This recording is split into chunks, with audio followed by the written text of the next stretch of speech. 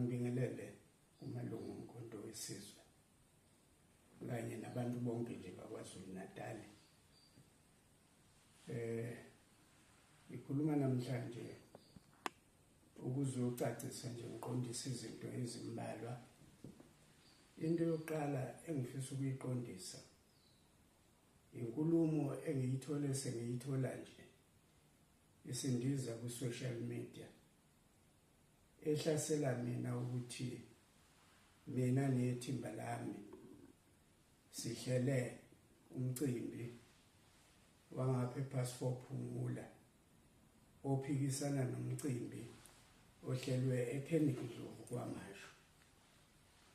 Hayi, ngiyayiphikisa leyo nto. Kuyahlupha nje ngoba baningi abantu abebengithinta ngalolu daba.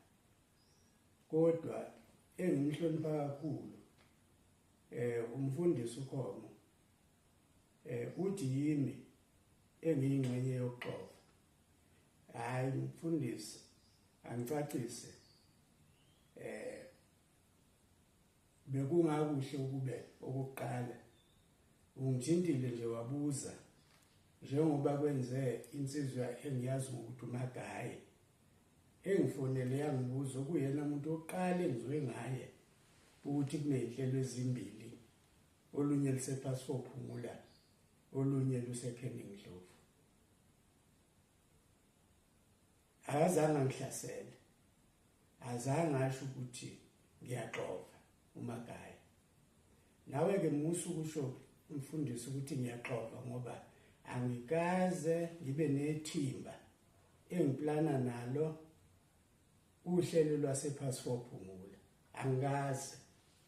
Ufuna ukuthi lokho ngikusho esidlangalaleni kwaziwe yiwo wonke umuntu. Angilwazi futhi uhlelo lwakaMashu eKheningindlovu. Qala ukuluzwa nguMagaye. Ngoba akekho umuntu wasePassport Phumula wakwangithinta engithinta ngalolu hlelo. Akekho futhi umuntu waseKheningindlovu owakwangithinta engithinta ngohlelo lwabo lokuyo celebrate birthday kaPresident. Ngiqala ngawe nje kanye noMagaye njengoba wena ke sewumhlasela. Kodwa ngamtshela uMagaye ukuthi ngizoliphenya ngizwe ukuthi kwenzeke njani.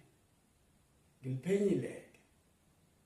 Ngathola ukuthi iregion yaseThekwini ibingakaze yaziswe umuntu ngalolu hlelo lolu lwaseKheningindlovu.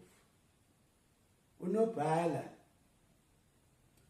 weprovince wazisiwe iregion yaseThekwini ngesicelo salaba basePassport Phumula sokuthi ngibe khona ePassport Phumula. Kodwa unobhala ubengakaze angithinte weprovince, ubengakangithinti ngoba walithola lolu daba esendleleni eye Northwest kuThange, eyale Northwest la edeploywe khona. Ngakho-ke uma ngithola konke lokhu izolo ekuseni ngibe sengimbuzisisa naye kwacaca kimina ukuthi cha, ubengeke phela athi esendleleni eye Northwest indlela ende kangaka athole nethuba lokuthi uzongazisa ngalolu daba. Ngakho behlele ukuthi angazisizwe lekuseni. Ngicela ke ukuthi kuwo wonke nje umuntu owazi ukuthi ngixovile ngaba nethimba saplana umcimbi wasePassport Phumula azi ukuthi akaze ngikwenze lokho. Bese ngiza ohlangothini lwesibili. Uhlangothi lwesibili yilolo likhuluma ngokuthi kurong yini, kubi yini uma iPassport Phumula inohlelo lwayo. Kodwa futhi izone yasePassport Phumula inohlelo lwayo, kwaya futhi nezone yaseKheningindlovu inohlelo lwayo. Kukhona isikhathi engangisemcimbini ngaso eMnambithi. Ngamemezela kakhulu, ngamemezela esidlangalaleni, ngamemezela kubantu ababekhona, ngamemezela futhi kuzo zonke inhlelo ezazikhona zokukhuluma zabendaba. Ngithi amalungu omkhonto wesizwe anelungelo lokwenza iprogram ezothuthukisa iyise phambili umkhonto wesizwe. Ilungelo angenalo ukwenza iprogram ezolimaza umkhonto wesizwe. Kufanele akuzweke lawo malungu. Kodwa uma ngabe kuyinto enhle ezolekelela umkhonto wesizwe, ayifunele leyo program imiswe yinombani.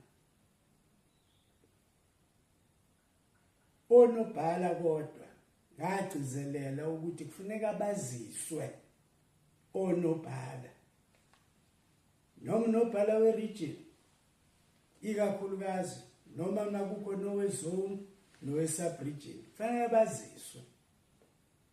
Nowe-province kufanele kuthaziswe ukuthi khona iprogram, hhayi ngoba kufanele ukuthi imiswe, yingoba leyo program kufanele yenzelwe ukuthi ibe ney'nhlelo zayo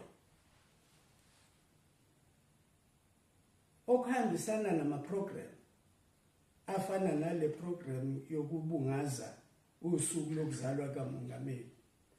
Kuhamba futhi nokuthi ubani odeploywe lapho, noma owe-region, noma owe-province, noma owe-national. Namanje angazi ukuthi ubani odeploywe ePhasifo Phumula, ngoba ngifikanga lapho engxoxweni nonobhala. Angazi futhi ukuthi ubani odeploywe eKheningdlovu, ngoba ngifikanga lapho. Kodwa uma ngabe kuwukuthi abaseKheningdlovu bacele mina ngilindele ukuthi unobhala weprovince angitshele ukuthi uyangideploya yini lapho noma cha. Angizideploy. Ngilindele futhi ukuthi uma ngabe kukho nomunye ocelwe eKheningdlovu, naye batshelwe onobhala ukuthi cha, nangu thina esesimcelile eKheningdlovu. Uma singezukubatshela onobhala, aluzukwazakala uhlelo kulaba abahola inhlaka zomkhonto wesizwe. Ngifuna ukucacisa nenye into engibona ukuthi iyahlupha nje, ngoba laba abaseThekwini beregion bathi bezwile ukuthi ingathi abatshelwa ngoba bathathwa ngokuthi abasekho ebuholini.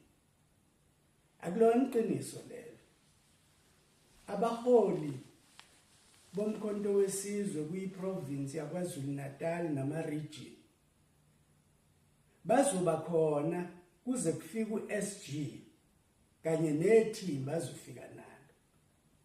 Yibona bazofike baqede lama-structures akhona, bakhe amanye kabusha ngokubambisana namalungu omkhonto wesizwe kwaZulu Natal ngalolu hlelo ekuthiwa i-consultative process. Kodwa uma lingakafiki lolo hlelo ngomhla ka-18 no-19, wonke umuntu owaye-appointiwe esikhundleni usekhona kuleso sikhundla. Kufanele sikuhloniphe lokho. Mina into engiyibonayo ezosixovela inhlangano ukuthi singasihloniphi iy'nhlaka zobuholi ey'suke zikhona ngaleso sikhathi. Yingozi leyo. Ngiyathemba kodwa ukuthi emva komhla ka-19 uma sekwakhiwe iy'nhlaka-ke ezizosingatha ukhetho manje, sizozihlonipha lezo y'nhlaka. Ngiyakucela mina ukuthi ake sihloniphe iy'nhlaka zomkhonto wesizwe. Ngigcina-ke ngokuthi kunesisho sesiNgisi esithi, don't hang your dirty linen in public. NgesiZulu kusho ukuthi singathatha amanikiniki ethu angcolile siyowanekela umphakathi noma siyowaneka esidlangalaleni. Malungu omkhonto wesizwe malungu umkhonto wesizwe noma ngabe senizondana kangakanani anamkelane kangakanani kodwa ke nibuke ukuthi ukukhuluma indaba zomkhonto wesizwe zeyingxabano nikhulume esilangalaleni yazini ukuthi kuyawulimaza umkhonto wesizwe ngalesikhathi samanje kubhlungu kakhulu uma ngabe kuzothi into enixabana ngayo kube uhlelo oluhle kangaka lokubungaza umongameli ukuthi wazalwa ngalolu suku lokho kuyilungelo negunya lika nombani ofuna ukubungaza comrade akuyona into esingayibanga leyo silulaza igama lomkhonto wesizwe nesithunzi sabo silulaza umongameli womkhonto wesizwe sizobanga into yokuzalwa kwakhe neprogram akufanele lokho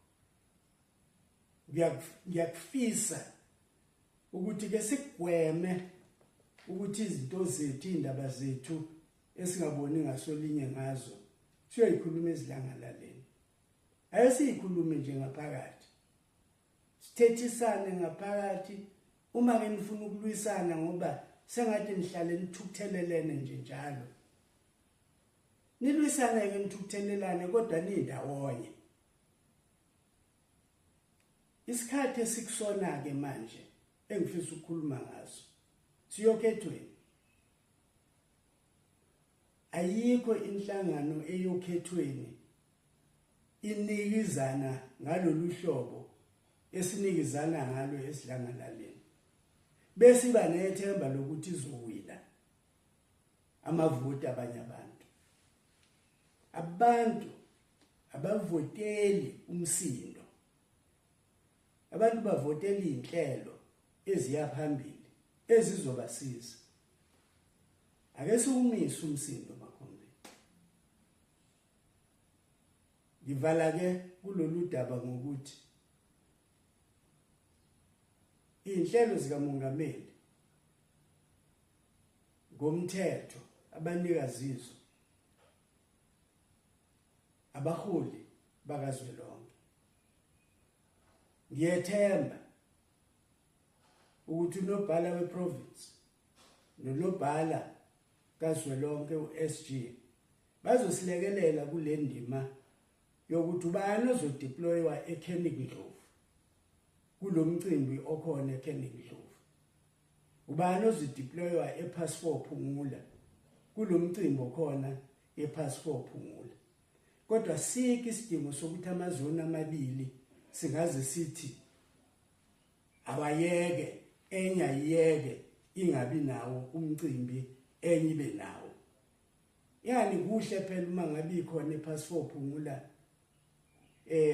umcimbi okhona kuhle kuphela kufuneka ke onobhala abakhulume ngedeployment kuhle futhi uma ngabe ukhona umcimbi eKenigndlovu ngoba lamazona ahlukene kakhulu kuhle awube khona baqhubeke abakwazi ukuthi babe nawo bese onobhala basideployela abantu abazoya kuleyo mcimbi indlela nje ukusebenza ngayo iorganization leyo ngenxa yokuthi igama lami selifakwe eqoveni noma ngabe benginaso isifiso sokuhambela omunye noma yombili lemicimbi ngibona sekungasangifanele ngoba manje uma ngifika sengiyoxova akho ngizocela bonobhala ukuthi cha ake bafune nje abantu abazokwazi ukuyokwenza umsebenzi